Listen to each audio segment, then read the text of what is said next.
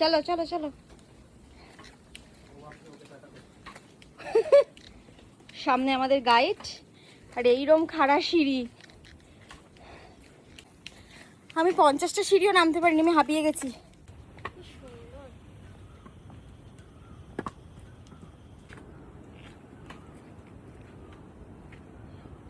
ওই যে একটা ঝর্ণা দেখা যাচ্ছে দূরে, হয়তো আমরা এখানেই যাব। ভীষণ খাড়া খাড়া সিঁড়ি, কোন নিচে যেতে হবে আমি নিজেই জানি না। আর ও কিভাবে পুই পুই করে চলে যাচ্ছে, স্বর্গ।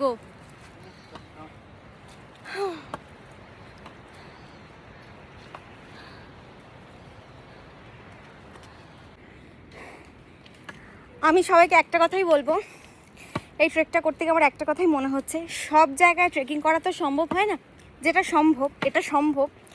যারা তোমরা পারছো, যাদের এখনও বয়স আছে, তারা প্লিজ এসে এই ট্রেকিংটা করে যাও।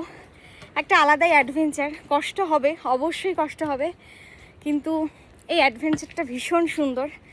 সব থেকে ভালো কোনো গ্রুপের সাথে আসলে। আমি আমার গ্রুপ খুব মিস করছি, যাদের সাথে আমি ঘুরতে যাই, বাট স্টিল ভীষণ আনন্দ হচ্ছে। মেঘে ঢেকে গেছে। হাই, ঠিক আছে? কষ্ট হলেও ভালো লাগছে, হয় না? মানে কষ্ট ভালো লাগা সব একসাথে, সেই একটা এক্সপিরিয়েন্স হচ্ছে আমাদের।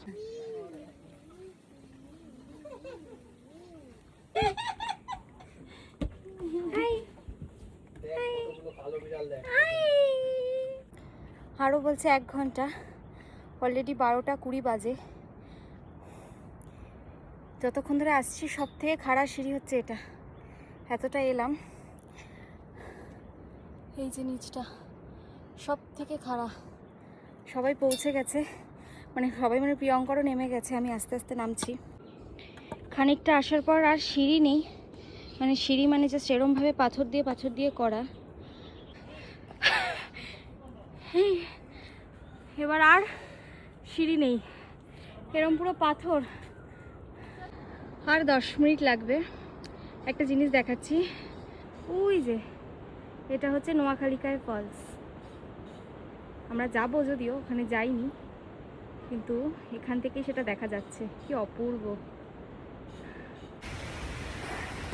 আলটিমেট আমরা 2 ঘন্টা পর আমাদের ডেস্টিনেশনে আসতে পেরেছি। তোমরা আওয়াজটা শুনতে পাচ্ছ কিনা জানি না, ভীষণ এক্সাইটেড।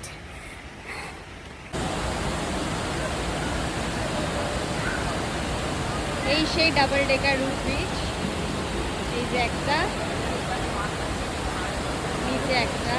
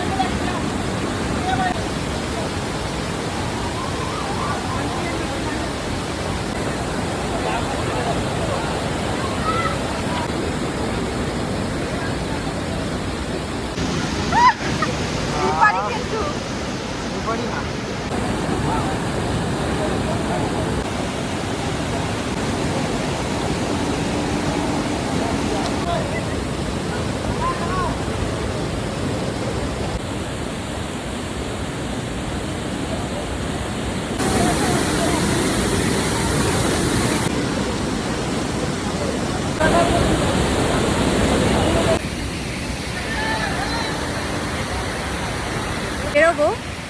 এখনো কত লোক আছে দেখো, মানে অনেকে আছে যারা এখন সবে সবে এসে পৌঁছলো।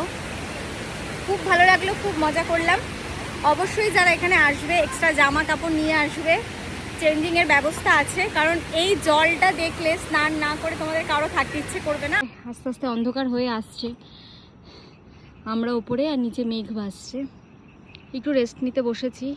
5:30 বাজে। আমরা 3:30 ওখান থেকে রওনা দিয়েছিলাম। 3:30 না, 3:20 না গো, 3:20। এখন 5:30 বাজে।